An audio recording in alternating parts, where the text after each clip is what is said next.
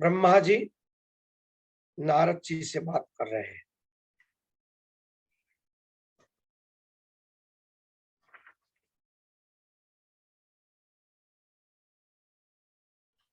भगवती ने ब्रह्मा विष्णु महेश को जो ज्ञान अनुभव करवाना था वो करवाया। विशुद्ध तत्व का ज्ञान प्रदान करके भगवती भुवनेश्वरी ने तीनों को अपने अपने लोक के विस्तार के लिए शक्ति सहित वहां से प्रस्थान करवाया। वहां तक हम आए। ब्रह्मा जी ने कहा कि हे महाभाग नारद, मैंने विष्णु तथा शंकर ने इस प्रकार से प्रभावशाली उन देवी को तथा अन्य सभी देवियों को पृथक पृथक देखा। 7वें अध्याय में कह रहे हैं, व्यास जी बोले, पिता का यह वचन सुनकर मुनिवर नारद ने परम प्रसन्न होकर प्रजापति ब्रह्मा जी से यह बात पूछी, हे पितामह, आपने जिन आदि अनादि निर्गुण अच्युत अव्यक्त परम पुरुष का दर्शन तथा अनुभव किया, उनके विषय में आप बताइए। उन परम पुरुष परम पद का जो आपने अनुभव किया वो बताए। यानी कि जो परम पद है, शुद्ध ब्रह्म है, वो न ब्रह्मा है, न विष्णु है, न शंकर है, देवी भागवत के रूप से। ये जो है देवी भागवत के रूप से है। काम तो शुक्र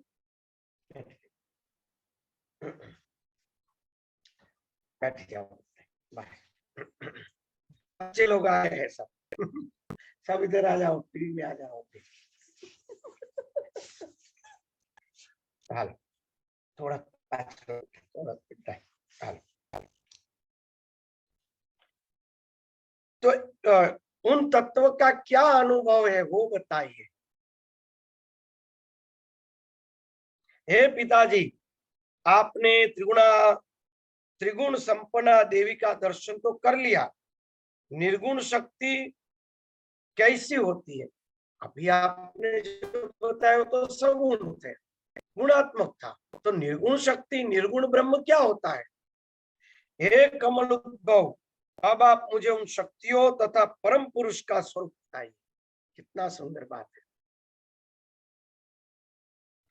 जिनके लिए मैंने श्वेत द्वीप में महान तपस्या की, क्रोध शून्य पुरुषों, महात्माओं और तपस्वियों के दर्शन किए, वे परमात्मा मुझ दृष्टिगोचर नहीं हुए। हे प्रजापति, इसके बाद भी मैंने वहां बार बार घोर तपस्या, एक औपचारिकता के लिए कह रहे हैं, क्योंकि नारद जी को भगवान के दर्शन यानी परम तत्व का अनुभव नहीं, ऐसा नहीं हो सकता है। हम लोगों को एक बोध देने के लिए एक अनुभव कहा गया है। हे तात, आपने मनोरमा सगुणा शक्ति का दर्शन किया, आप मुझे बताइए कि निर्गुण शक्ति और निर्गुण परमात्मा कैसे हो? व्यास जी बोले, नारद जी ने अपने पिता प्रजापति ब्रह्मा से ऐसा पूछा। तब उन प्रजापति मुस्कुराए और रहस्यपूर्ण वचन बोले। ब्रह्मा जी ने कहा, हे मुनि, निर्गुण तत्व का रूप दृष्टिगोचर नहीं हो सकता, क्योंकि जो दिखाई पड़ता है वह तो नाशवंत है। जो रूप रहित है वह दृष्टिगोचर कैसे हो सकता है? निर्गुण शक्ति को जान पाना अत्यंत दुरूह है। उसी प्रकार निर्गुण परम पुरुष का साक्षात्कार भी दुष्कर है। ये दोनों केवल मुनि जनों के द्वारा ज्ञान से प्राप्त पर अनुभूत किए जाते हैं। अब उसका स्वरूप यहाँ पे कैसा बताते वो हम लोग देखे। जो शास्त्रों में वही होगा, व्यापक तत्व सब उसी में से उत्पन्न है, वही सर्वत्र है, फिर भी सबसे ऊपर है, वही तो निर्गुण है ना। तो यहाँ पे वही उल्लेख होना चाहिए। आप प्रकृति तथा पुरुष दोनों को आदि अंत से सर्वदा रहित जानिए। वे दोनों विश्वास से जाने जा सकते हैं और अविश्वास से कभी नहीं। श्रद्धावानम लभते ज्ञानम, संशयात्मा विनश्यति। वही बात हुई ना, प्रकृति और पुरुष दोनों आदि और अंत से सर्वदा रही, मैं और मेरी प्रकृति अनादि है, भगवान ने कहा। वही गीता जी का यहाँ भगवान कह रहे, अनादि निधनो विद्वे सदा प्रकृति पुरुषो विश्वासेनाभिगम्यो तो ना विश्वासेन करहिचित् चैतन्यम सर्वभूतेषु यद् विद्वे परमात्मकम् सर्वगम नित्यम नाना भावेषु नारद। देखो हम लोगों ने बात की, वही बात यहाँ आई। चैतन्यम सर्वभूतेषु यद् द्विधि परात्मकम यानी परमात्मा। हे नारद, सभी प्राणियों में जो चैतन्य विद्यमान है उसे ही परमात्मा का रूप है। तेज स्वरूप परमात्मा सर्वत्र व्याप्त सदा सदा विराज। वही बात आई ना, निर्गुण ब्रह्म क्या है? सर्वत्र है, सर्वकाल है, उसको निर्गुण ब्रह्म कहा जाता है, जो व्यापक है, इस सृष्टि के न होने के बाद भी है, न थी तब भी है, और है तब भी है। कपड़ा नहीं था तब भी कपास था, धागा बना तो भी कपास ही है, कपास में कोई फर्क नहीं। उनसे अनेक प्रकार के कपड़ों के स्वरूप बने, वो भी कपास ही है। और जब वो विनाश हो जाएगा तब भी वो कपास ही रहेगा, कपास के सिवा कुछ नहीं। उसी प्रकार से परमात्मा सृष्टि नहीं थी तब भी है, त्रिगुणात्मक सृष्टि उत्पन्न हुई तो भी है, सब प्रलय में सब विनाश हो जाएगा तब भी है।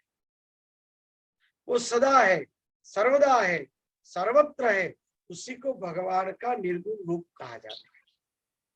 चैतन्यम सर्वभूतेषु, सर्वभूतों के अंदर विद्यमान।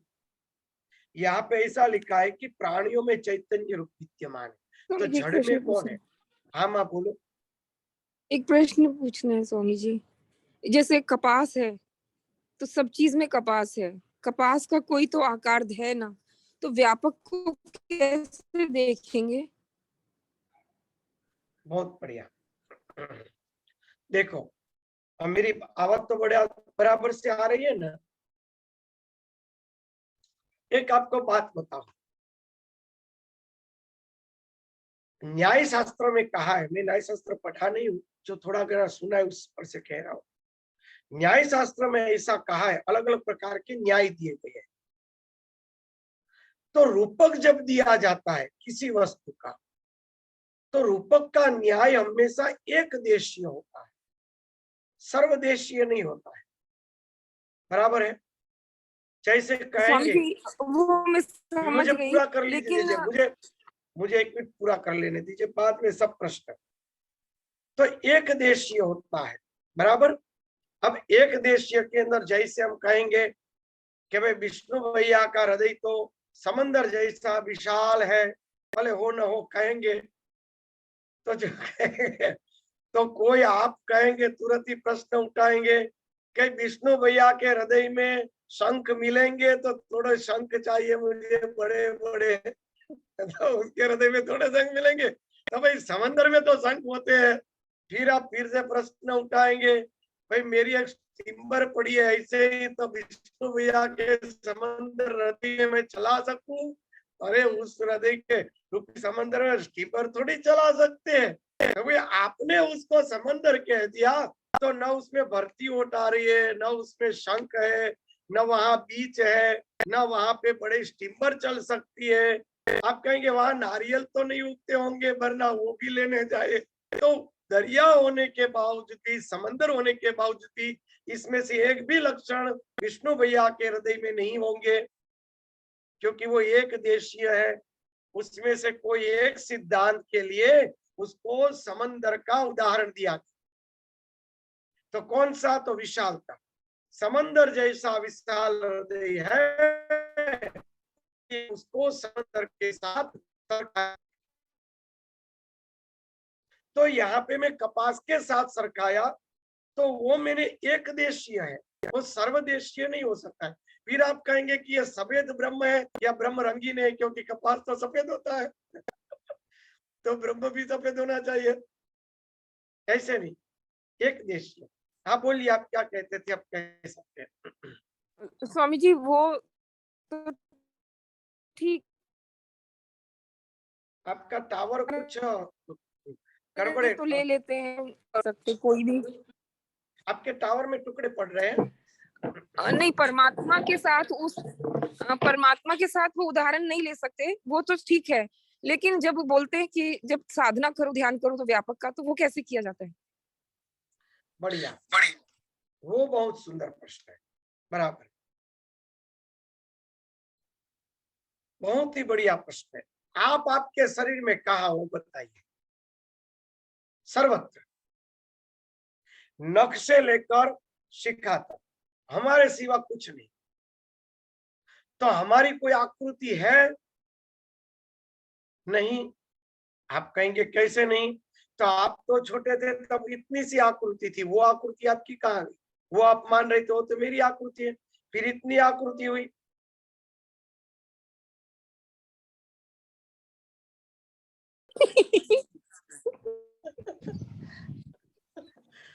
साकार से निराकार में चले गए। अब देखो, बहुत ही बढ़िया प्रश्न है, कदाच 2-3 सेक्शन लगे, मैं बहुत सुंदरता से इसको समझाऊंगा, आपके मगज में बैठा दूंगा। आपका प्रश्न क्या था, फिर से बोलिए, चलो। और कि जब हम ध्यान करते हैं तो व्यापक का ध्यान कैसे किया जाता है? हाँ, परमात्मा व्यापक कैसे, वो जानना है, बराबर। नहीं, परमात्मा तो कण कण में है, सब बोल देते हैं कि सब हाँ, जगह है। हाँ वही वही, ध्यान में कैसे व्यापक का ध्यान करना है, वही व्यापक तत्व क्या है, उसमें सगुण क्या है, निर्गुण क्या है, साकार क्या है और निराकार क्या है, 4 चीजों के ऊपर लूंगा मैं विस्तार से, बराबर। अब ध्यान कैसे करना है वो आपको पता चल जाएगा। आप जब छोटे से थे, मैं बात कर रहा था, छोटे से थे, तो इतने छोटे से थे आप, तो वो आपका ही स्वरूप था, आपको था कि मैं ये हूं, वो स्वरूप आपका था, वो स्वरूप कहाँ गया, चलो बताइए। यानी कि वो स्वरूप आप नहीं है।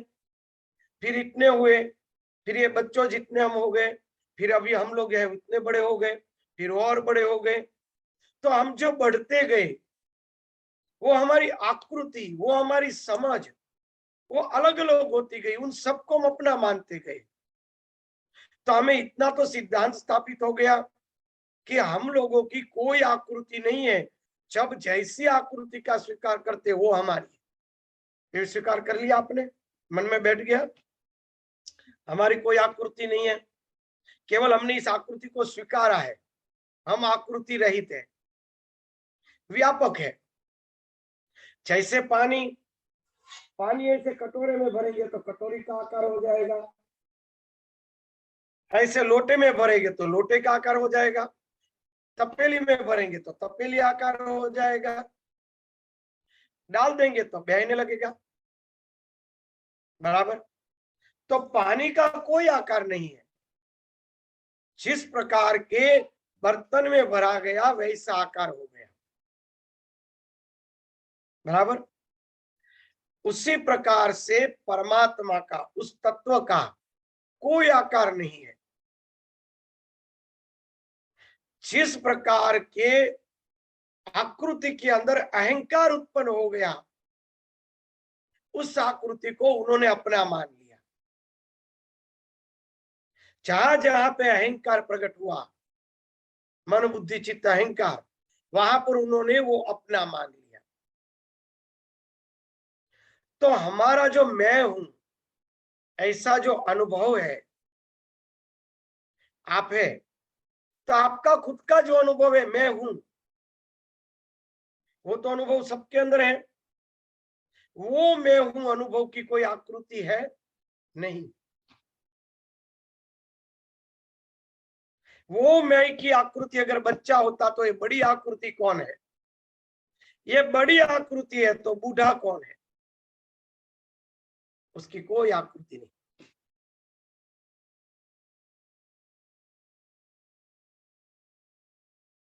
जिस प्रकार के हमारा मैं का अनुभव है,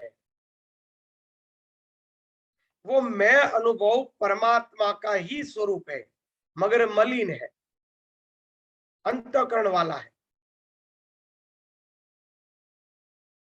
बराबर।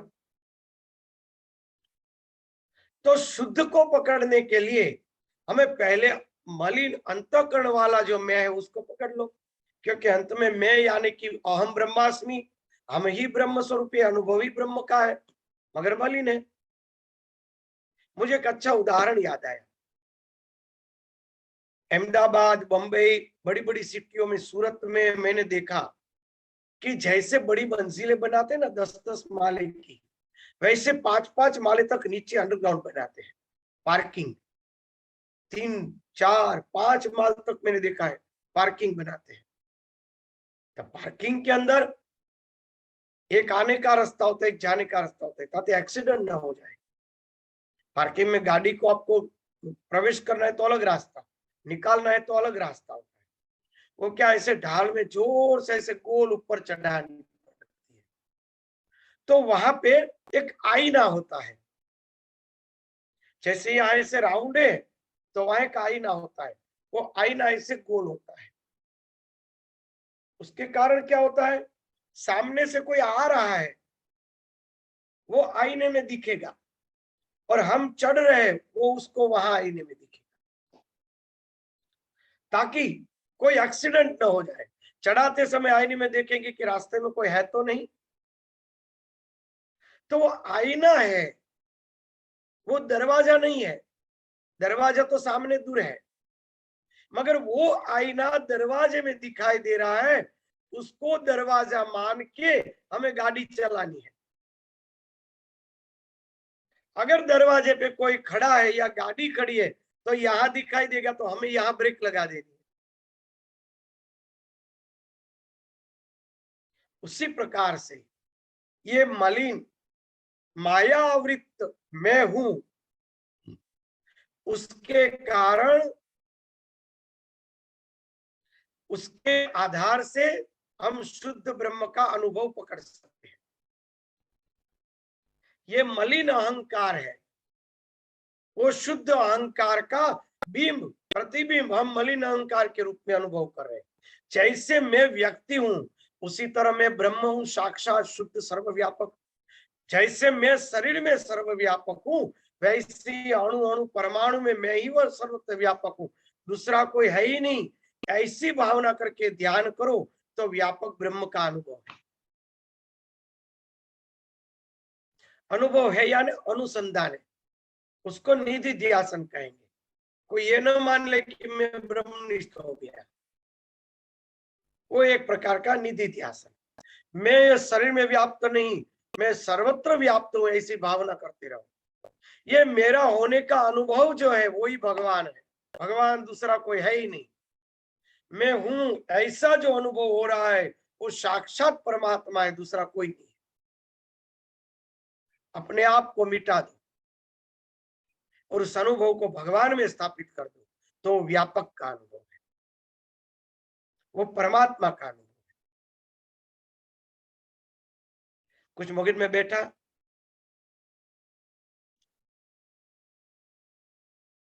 स्वामी जी, ये सुनने में तो आ जाता है पर अनुभव में तो नहीं आता। समझ हम आपको दंडवत प्रणाम करते हैं, कोटि कोटि प्रणाम आरती जी। दरवाजा खोलते ही और आप पाते थे एक गुलाब का हार बार आपके लिए शॉल रखते। वही तो परेशानी है ना। कोटि कोटि वंदन। स्वामी जी, बुद्धि से ही आएगा ना समझ में? बुद्धि से नहीं, पहले बुद्धि से पकड़ लो। बुद्धि से पकड़ना यानी आईने में देखना दरवाजे को, वो बुद्धि से पकड़ में आ गया, मगर वो आईना है, वो दरवाजा नहीं है। हाँ, वो भी दरवाजा तो समझना। बोलने के बाद आएगा अलग, वो ध्यान से ही आएगा ना प्रतिबिंब, स्वामी हाँ। जी, ध्यान से ही आएगा वो, ध्यान ध्यान से से ही। आएगा। तो ध्यान तो हाँ, स्वामी जी ध्यान फिर चलेगा तब। हम सगुण का करते करते व्यापक में जाएं, ऐसा आप कह रहे हैं, है ना?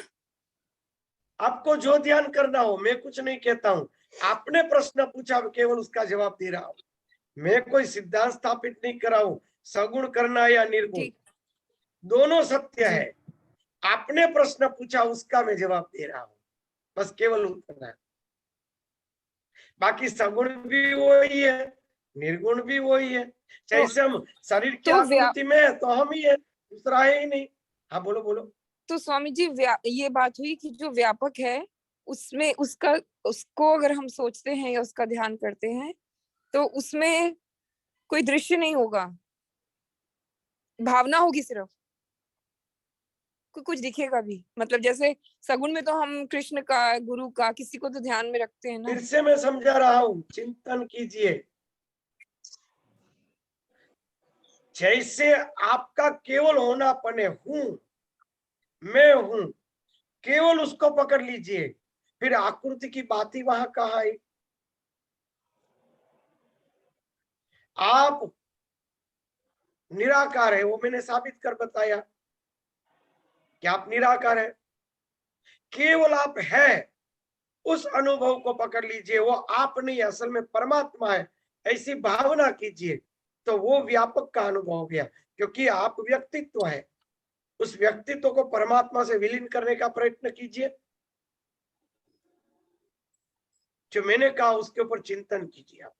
हाँ, ये संतोष दीदी कुछ कह रहे थे, मगर टावर के प्रॉब्लम से वो कट हो गया था। बोलिए दीदी। यही कहते स्वामी जी कि जैसे ध्यान में जाएंगे, ध्यान में कुछ नहीं सोचो, चलते रहो अपने आप, वो तो ध्यान में कुछ होगा जो दिखेगा, तो हाँ दिखने का तो बराबर। कुछ है नहीं, हाँ, उसमें कुछ लीन हो दिखने जाओगे। वाला नहीं है। जो भी दिख रहा है, हाँ जो सुन रहे हैं, सब निकाल देना है। अब देखने की क्या जरूरत है, हाँ सब निकाल देना बिल्कुल। है। केवल मैं हूं, वो मैं नहीं हूं। मेरा होनेपन का जो अनुभव है वो साक्षात परमात्मा ही है। वो भगवान से एकत्व प्राप्त कर लो। मगर वो एकत्व कैसा है? आईने में दिखने वाले दरवाजे जैसा, सही दरवाजा नहीं मिल गया। अगर वो आईने में दिखते दरवाजे के ऊपर गाड़ी चला देगा तो क्या होगा? एक्सीडेंट। उसको तो दरवाजा दिखने के बावजूद भी मोड़ ही लेना पड़ेगा। उसी तरह आगे बढ़ते जाओ।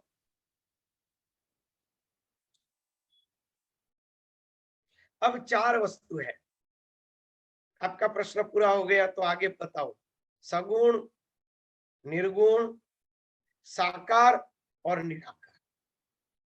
4 चीजों के ऊपर मैंने बहुत समय पहले लिया था, अब फिर से लेता हूं। जो अच्छे अच्छे विद्वानों में थोड़ा ये कंफ्यूज रहता है, हमारे दादा गुरुदेव ने इसकी बहुत बड़ी स्पष्टता करके दिखा दिया, ताकि वो ऑथेंटिक है, मान सकते, क्योंकि ऐसी विभूति ने कहा है। सगुण साकार होता है और निर्गुण निराकार होता है, सब इतना ही जानते। निर्गुण है तो निराकारी है, या तो निराकार है तो निर्गुण ही है। निराकार से निर्गुण जुड़ा है, साकार से सगुण जुड़ा है, इनसे आगे किसी को पता नहीं। कोई भी व्यक्ति साकार की बात आएगी तो साकार की बात में सगुण ही शब्द प्रकट करेंगे। निर्गुण की बात आएगी तो निराकार शब्द ही प्रकट रहेगा। ऐसा नहीं है। इसमें 2 प्रकार है, 2 विभाग है। समझने का, चिंतन करने का प्रयत्न कीजिए। एक विभाग है सगुण और निर्गुण, एक विभाग है साकार और निराकार। सगुण और निर्गुण का अर्थ क्या होता है, चलिए बताइए आप। चलो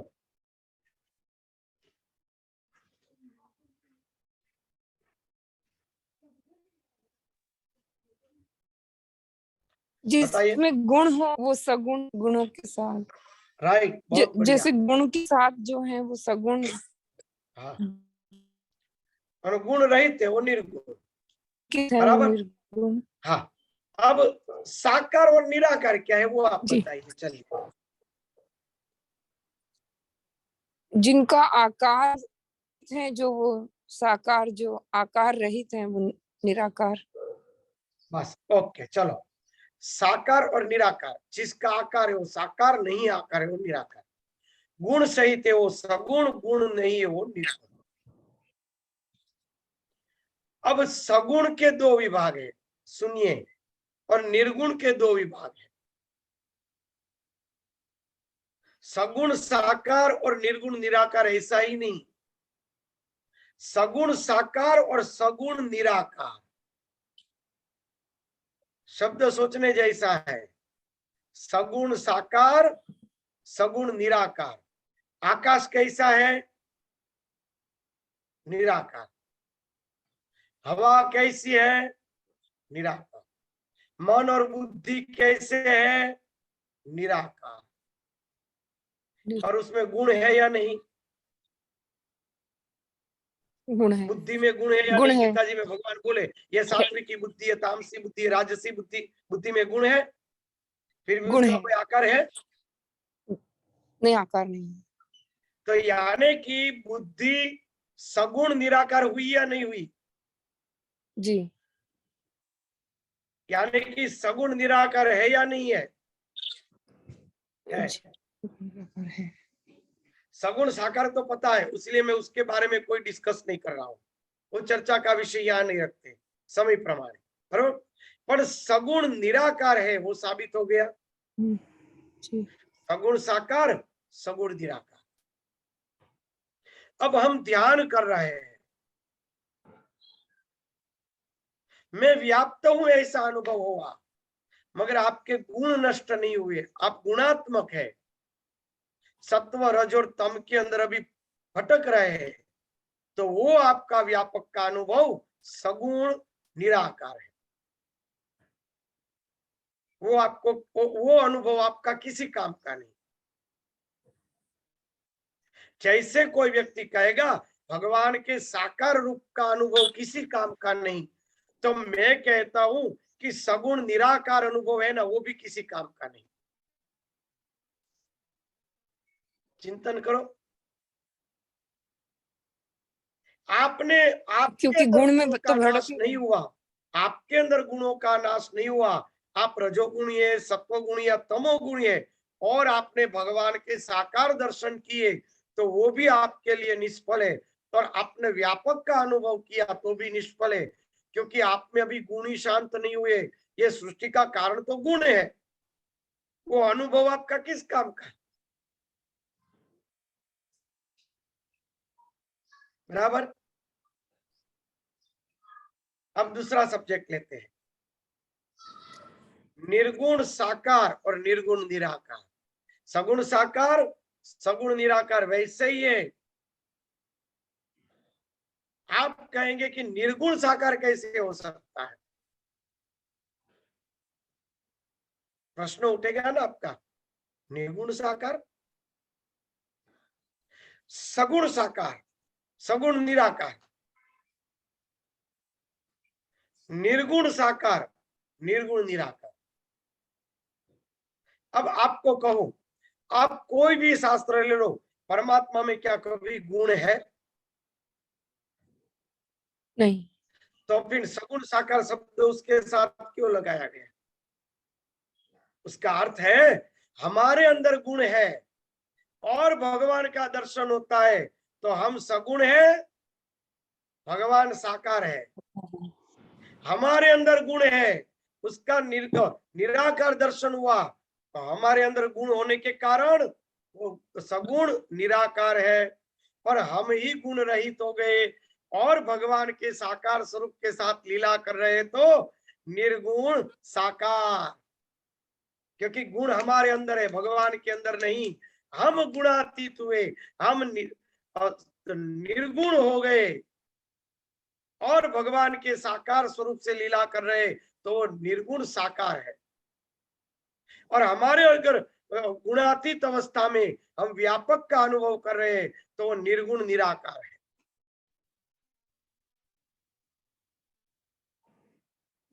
सूक्ष्म चिंतन करने जैसी बात है। निर्गुण इसमें साकार, से निर्गुण, निर्गुण साकार निर्गुण मुश्किल नहीं है। निर्गुण गुण वाला जो शब्द है ना, गुण वाला शब्द वो हमारे लिए, भगवान के लिए नहीं। भगवान में गुण है ही नहीं। भगवान में कोई गुण नहीं है। बहुत बढ़िया। ये बहुत समय पहले लिखा था या आज लिखा है? जी स्वामी जी आपने बताया पहले था ये लिखा था पहले स्वामी भी। जी, बहुत पहले। आप 2 हाँ, बार इस पे 2 चर्चा कर चुके हैं, हाँ। 2 बार बता चुके हैं। हाँ, हाँ ये आज है ना लिखा हुआ, आपको व्हाट्सएप पे भी रख दीजिए, गीतों में भी रख दीजिएगा। बहुत बढ़िया। और सगुण और निर्गुण वो हमारे अंतःकरण की स्थिति है, निराकार या साकार वो भगवान की स्थिति है। भगवान साकार भी हो सकते, भगवान निराकार भी हो सकते। परात्पर ब्रह्म साकार भी हो सकता है, परात्पर ब्रह्म निराकार भी हो सकता है। हम सगुण है और हम निर्गुण है। गुणों के कारण भगवान के परम तत्व का व्यापक स्वरूप का अनुभव करने का प्रयत्न कर सकते, उसका अनुसंधान करते, तो हमारा सगुण निराकार है। और भगवान की लीलाओं का आस्वाद करते तो सगुण साकार है। परंतु जब तपोबल से आप अपने अंतःकरण के सब प्रकार के गुण को नष्ट कर देंगे, निर्विकल्प समाधि के अंदर आप गुणातीत अवस्था में, तुरीय अवस्था में जब अनुभव करेंगे, तो वो भगवान का साकार अनुभव है, वो आप स्वयं ही है, वो निर्गुण साकार है। और उस तत्व को आप व्यापक के रूप में अनुभव करेंगे तो निर्गुण निराकार है। चिंतन कीजिए, बहुत बड़ा है बात। सुंदर समझाते हैं। आज अच्छा प्रश्न भगवान था। में जब गुण है ही नहीं तो निर्गुण शब्द भी कि कोई औचित्य नहीं है भगवान के साथ लगाने के लिए। हाँ, वही न गुण को सगुण न उत्पन्न निर्गुण। करने वाले, पर गुणों से परे है, तो उसके अंदर जी। साकार वो तो सगुण और निर्गुण शब्द उससे लगाने की कोई बात ही नहीं आती है, क्योंकि गुण उसमें कभी स्पर्श ही नहीं कर सकते। तो वहां सगुण और निर्गुण बात कहाँ आएगी? वो तो हमारे अंदर गुण है, जिसके कारण सगुण है। हमारे गुण शांत हो गए, उसीलिए वो निर्गुण है। हमारे चश्मे रंगीन है, इसलिए जगत रंगीन दिखता है। हमारे चर्चा पारदर्शक है, तो जगत है वैसा दिखने लगेगा। हमारे में गुण है तो भगवान में गुण दिखेगा, हम गुण रहित है तो भगवान गुण रहित है। बस इतना ही।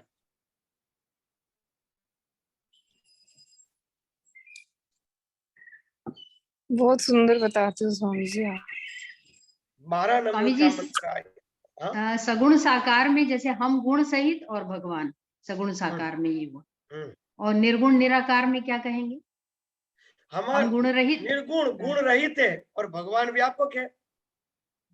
गुण रहित होकर व्यापक तत्व का अनुभव किया तो निर्गुण निराकार हुआ, और गुण रहित अवस्था में भगवान से लीला की तो निर्गुण साकार हुआ। आप खुद गुण वाले हैं और व्यापक का अनुभव करने का प्रयत्न किया, आपकी बुद्धि में बैठ गया तो वो सगुण निराकार है। और आपने किसी भगवान के स्वरूप का अत्यंत चिंतन करने के कारण भगवान का रूप प्रकट हुआ, मगर आपके गुणों का नाश नहीं हुआ, तो वह आपका सगुण साकार है। ये 4 अवस्था, 2 अवस्था हमारी है, 2 अवस्था भगवान की है। हम सगुण है और निर्गुण है, भगवान साकार है और निराकार है। ये दोनों के साथ 2-2 लगाएंगे तो 4 हो जाएंगे। बस इस प्रकार से।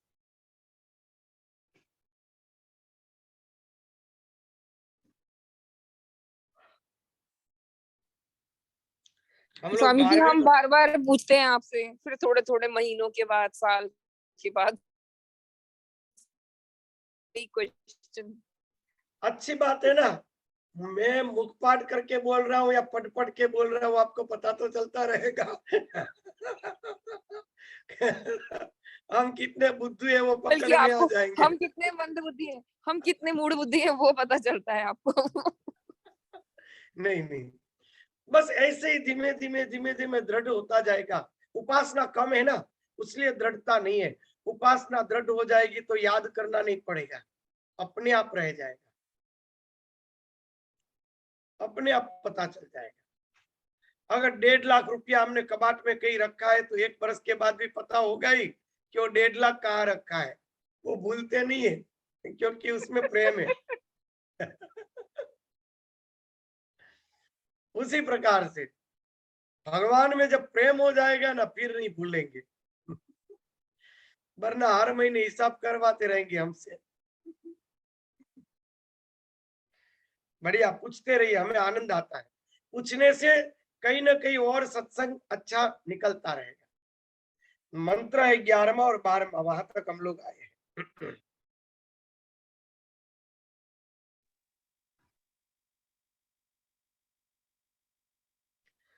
चलो, और कोई प्रश्न है?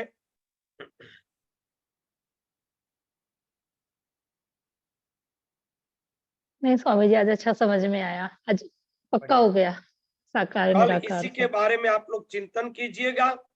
चिंतन करने के बाद और भी कुछ दृढ़ता के लिए प्रश्न हो तो कल हम लोग इसका विस्तार करेंगे शांति से। बराबर? हरिओम। प्रणाम स्वामी जी। प्रणाम। प्रणाम स्वामी जी। हरे कृष्ण स्वामी जी, हरे चरण कृष्ण। वंदन। हरे कृष्ण।